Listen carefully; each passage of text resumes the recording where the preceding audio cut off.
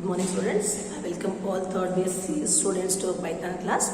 In this semester I am going to teach you Python paper 2. Okay. As you all know, it is SCC paper. In this paper we have only 2 units and each unit weightage is 20 marks. Okay. And you have 10 marks for your internal assessment.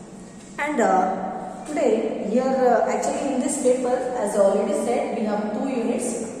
Unit 1 arrays and unit 2 functions. Okay, so arrays means what is an array, how to create an array and how to give elements to an array, and what functions are available in Python to operate an array, what functions you can operate on the array, and slicing different operations you can perform on the array in a Python. That will discuss in a unit 1. Now in the unit 2 we have a function. Actually, what is a function? How many types of functions we have, and how to create functions, how to create a user-defined function, how to give a values to a functions. That we'll discuss in the second unit. Okay, so today I will start the first unit, arrays. What is an array? Okay, so what is an array? Array is actually it is a data structure. Example, if you take an example, if you have 5 values, you leave the array. How will you store the 5 elements? Like in C programming, I am explaining. 8, A equals to 10, B equals to 20, C equals to 30. Or I will take example of marks. Okay, 8, M1 10, M2 20, M3 30. M4 40, like this. We have a 4 variables. So if you want to store 5 values in C programming, we need a 5 variables. But when you declare the variable in the memory, example, this is the memory in the system. The total memory is divided into different slots like this. These are called as a memory block. Each cell is called as a one memory block.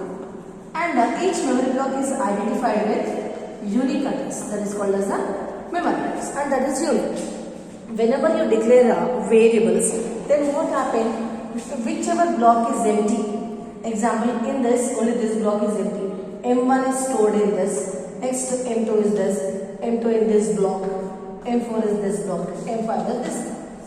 Example, here we are storing one student information only. Okay, one student, how many subject the student is having? 4 subjects.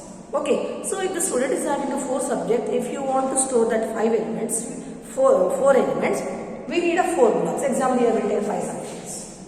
Okay. So if you want to store 5 subject marks of one student, here we need a 5 blocks. And that 5 blocks are not contiguous. Means whichever block is empty, in that block the values will be stored. But if you want to store contiguously, sequentially, it is not possible. Because if you have declared any variable, the system will check which block is free, which block is empty. So whenever you declare any variable, first the system will check which block is empty. So whichever block is empty, in that the values are stored. That is actually general mechanism when you declare a variable. So in this, what the disadvantage you have? First one, it is the overhead to the system. It has to search which block is empty. Whichever block is empty, in that block the values are stored. And the second one is, whenever the user want to retrieve one student marks, means how many subjects the student is having? 5 subjects. Then what happened? The system has to check where is that 5 subjects. Actually these are not sequential. The values are stored randomly. So it is the overhead to the system. It has to search the different blocks. It is a time consuming process. Okay, so when you declare a variable, then what happened? What system will do? Whichever block is empty, in that block the values are stored. But at the time of retrieving, if you want to display one student marks, the system need to search all the blocks in whichever block values are stored. Because all the values are not sequential. So in whichever block the values are stored, it has to retrieve values from that all the blocks. Okay. So searching for each and every block, it is an overhead to the system and it is a time consuming process. But if you want to store all the related value contiguously, sequentially, then we can use an array. Okay, example. If the student is having 5 subjects, okay, like this you can take int student example S1 5. The student is having 5 subjects. Later I will explain in the Python. Just I am giving an explanation of this. What is an array? Introduction only I am giving. So when you declare an array, then what happens? In the memory blocks, the system will check which block is empty, and it will check for the contiguous blocks. Means it will check for the sequential access. Example, here we have 5 elements. So it will check the block which contains which can accommodate 5 elements. Here it is a block, no? It is a cell actually. So it will search for the contiguous cells, continuous cells. Continuous how many cells? For how many cells? It will search 5. If 5 cells are empty, they can store the value. Then that contiguous block is allocated to an array. Means in this case example, S1 is a 5, no? 10, 20, 30, 40. Instead of storing elements in different locations, whatever elements you have, all those elements are stored in a single location. One block, complete block is allocated to an array. Here is an array. Okay, so example, in case of C only, integer means 2 bytes. 2 bytes, 2 bytes, 2 bytes, 2 bytes. Memory point of how many bytes we need? 1, 2, 3, 4, 5. 10 to the 10. 10 bytes of memory is allocated to a single variable. Okay, understood? So in case of variable, if you want to store 5 different elements that are randomly stored in a different locations, so it is difficult when you want to retrieve that value from the memory. But if you store that 5 elements using an array, what system will do? It will store all that elements sequentially in the memory. So whenever you are retrieving elements, all the elements at a time will be retrieved from a single location. That is the advantage. Okay, actually, when we'll use an array? When we'll use an array? See, example, if I give like this. Int M1, M2, M3, M4, M5. 5 variables, 5 you are storing 5 subject marks of each student. Int M1 means you are storing 5 values of one student. So how much memory you are giving? Example, 10 bytes of memory you are giving. 1, 2, 3, 4, 5. 2 bytes, 2 bytes, 2 bytes, 2 bytes, 2 bytes. If you declare, if you store this 5 elements using an array also, S1 like 5, 10, 20, 30, 40, 50. See, your memory point of view, there is no difference. Here you are storing 5 elements, there also you need 10 bytes of memory. Here also you are storing 5 elements, here also you need 10 bytes of memory. But what is the difference here? Here the values are stored randomly in a different locations. Whereas if you are storing values using an array, all the elements are stored in a single location. So that when you are retrieving any value from the system, it is easy. It is easy for the system to retrieve a value because the system no need to search for the different locations because all the elements are stored in a single location. Okay, so memory point of view there is no difference, but retrieving values are very easy compared to variables. Means retrieving is very easy in array compared to declaring different variables for each and every value. And actually when we'll use this example, if you want to store more than one value about one object, okay, if you want to store more than one value about one object, what example I have given? Student example I have given. If you want to store only one student information, like if you want to store only the student phone number, one variable is enough. But when you want to store different values for only one object, like if you want to store marks of different subjects in one student, different values, different subject marks of each student, means about one single student, then variable is not enough. Okay, in that case, we'll take the help of arrays. See, in this example, just know what I have given. About one student, how many values we are storing? 5 values we are storing. If you are storing that 5 values using a variables, what happened? Searching for that one student information is difficult for the system. But if you are storing values of one student in a single location, it is easy for the student to retrieve all those values. Okay, that is one advantage. And the second advantage is, example, one student is having the 5 subjects. It is easy to remember one student 5 subjects. But example, if you have 100 students, how many variables need to declare? 500 variables. Because 1 into 5. So it is 100 into 5, 500 variables you need to declare. So it is difficult to remember that 10 variables names. Okay. So instead of that, you can give one variable in one array to a single student, so that you can manage with 100 arrays. Okay, array names. Clear? So about any object, if you are storing multiple values, about one object, if you are storing multiple values, then we can use an array. Okay, now we'll come to the definition of an array. What is an array? And one more example, I want to give example. If you have an independent house, that will come under variable. But for array, you can take an example like apartment you can take, where apartment name is same, house number is same, only flat number will different.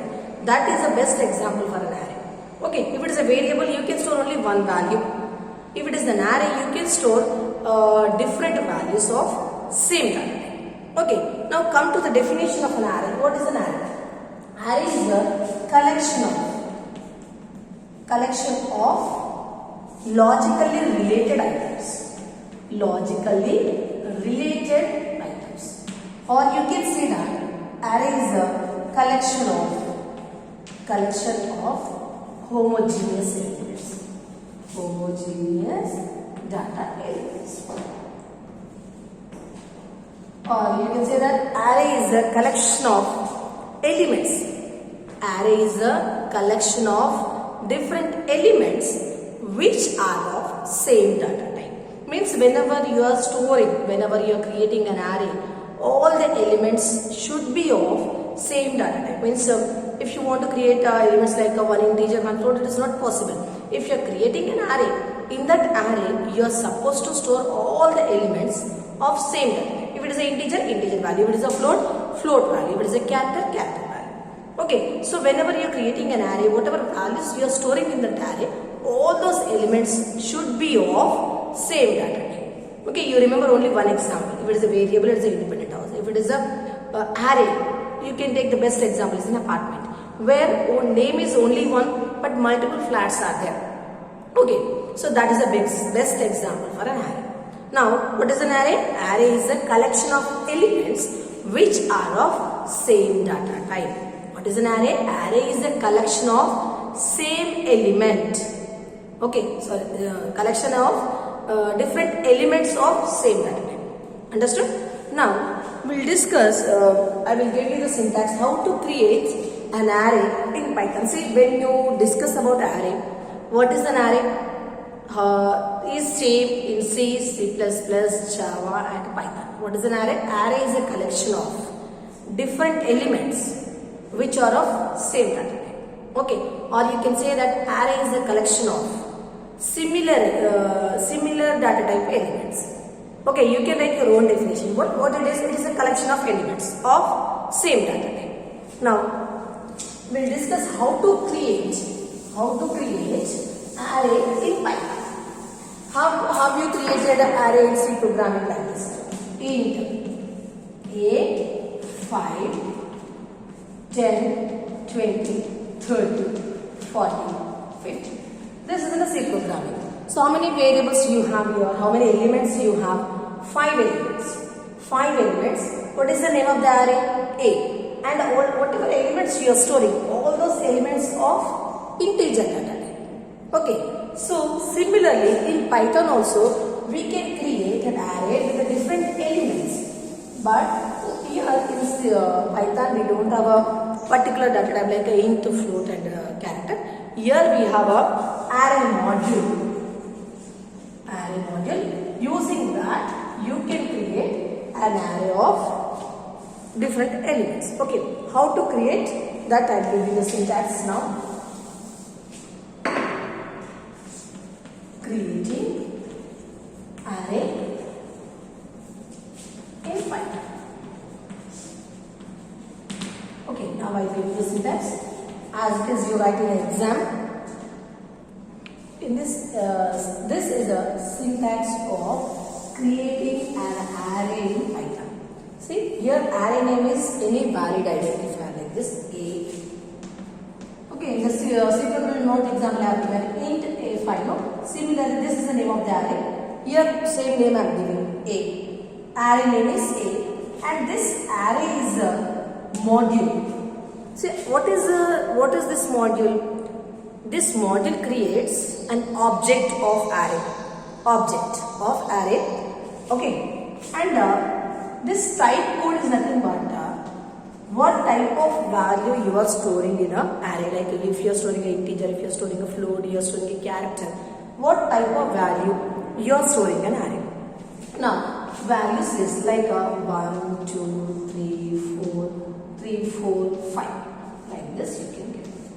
This is a creating. This is the syntax for creating an array, and this is an example. Okay, array name. Is the array is a module. What is the use of this module? Actually, it is a one of the interface of Python which is used to create object, and that object can be of any type. Type code means whether you are creating an array for an integer, whether you are creating an array for a float, class, string, for what type of data type you are creating an array. So if it is an integer, here you are supposed to store only integer value. Okay, here I stands for the integer, and these are the list of values. Okay, you take a screenshot of this.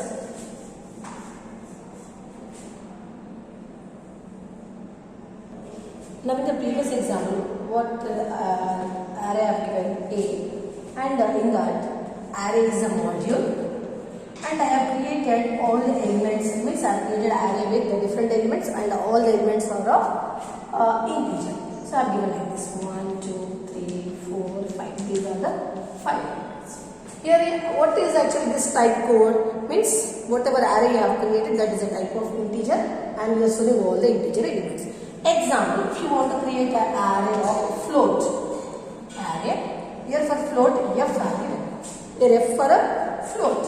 Then you can give like this 1.5, 2.5, 3.5, 4.5, 5.5, and give this. So here it decides what type of value you are storing. So that is why it is called as a type code. What type of value you are storing in a array. So type code, it is a single character which defines what type of value you are storing in a array. What it defines? It defines what type of value you are storing in a array. So it is a single character. It is a condition that whenever you are creating a array in a Python, you have to give a type. What type of array you are creating? If you are giving a I means you are creating an integer array. If you are giving a F means you are creating a float array. So like this in Python we have a different types of type code. That the list of type codes here I will give you.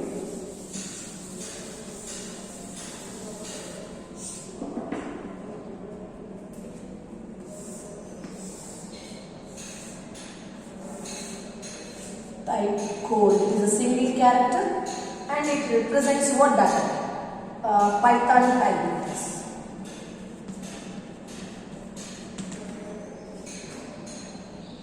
Now you can see the table of type code. Okay, type code is a single character as already said.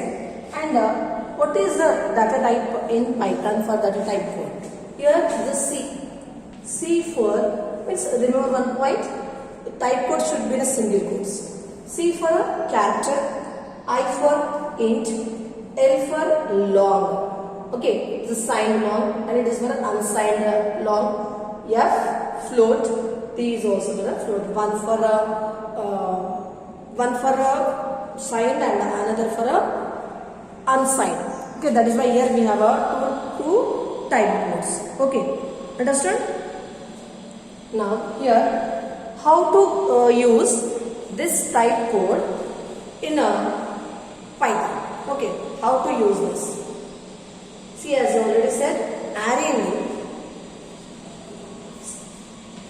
name equals to type code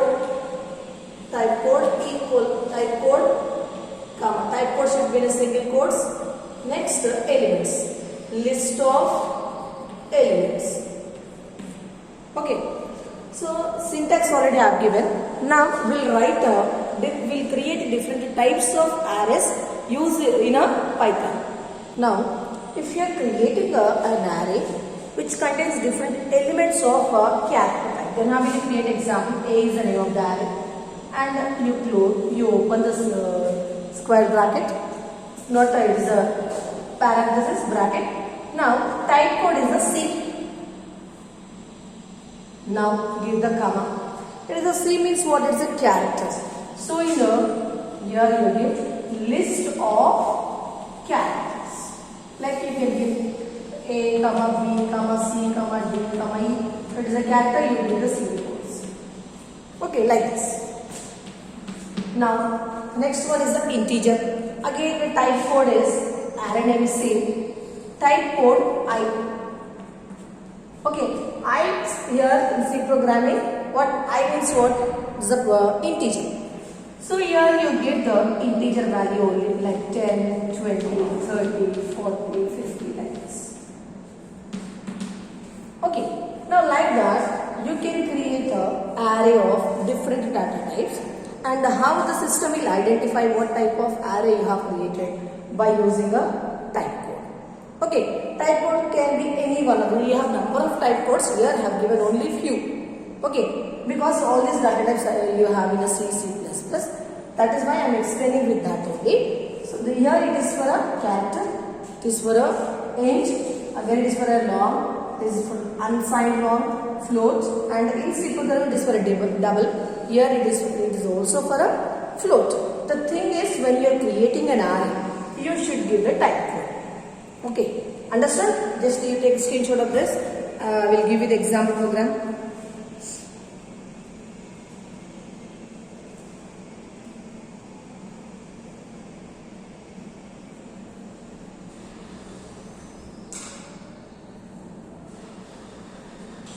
Now the next one is import state.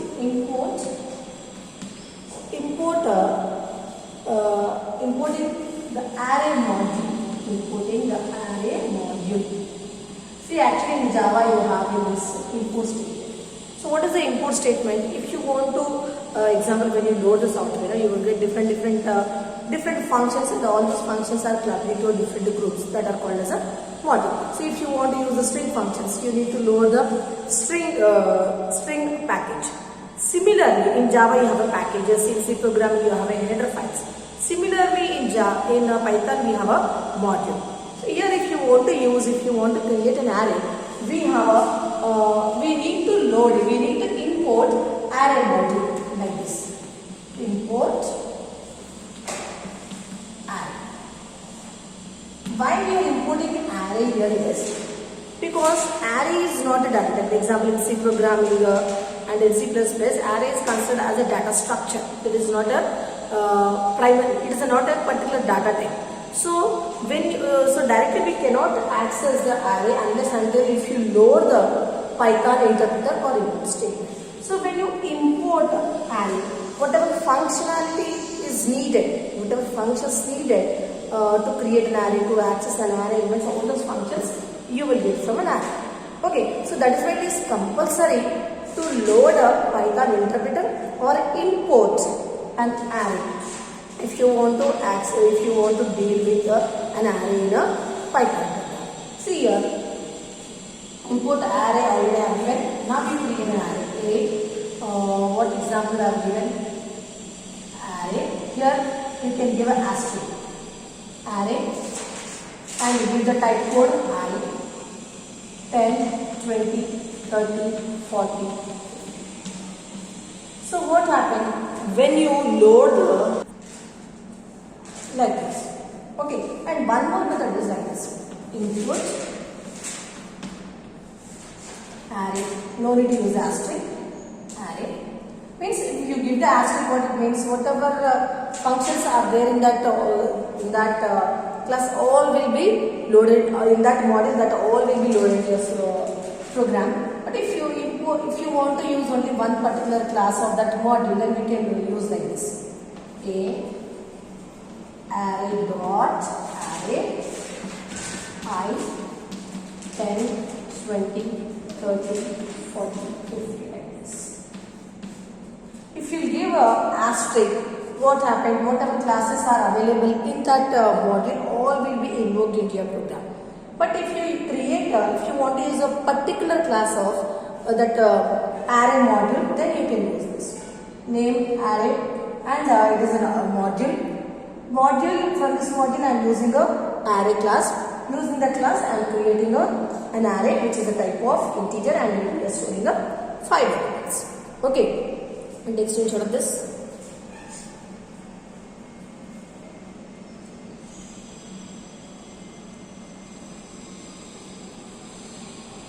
Okay, this is about an array. Okay, only introduction I have given. So here, when you want to write something about an array, first you write a definition. After the definition, how to create an array. Creating an array, how will you create? Array name equals to array.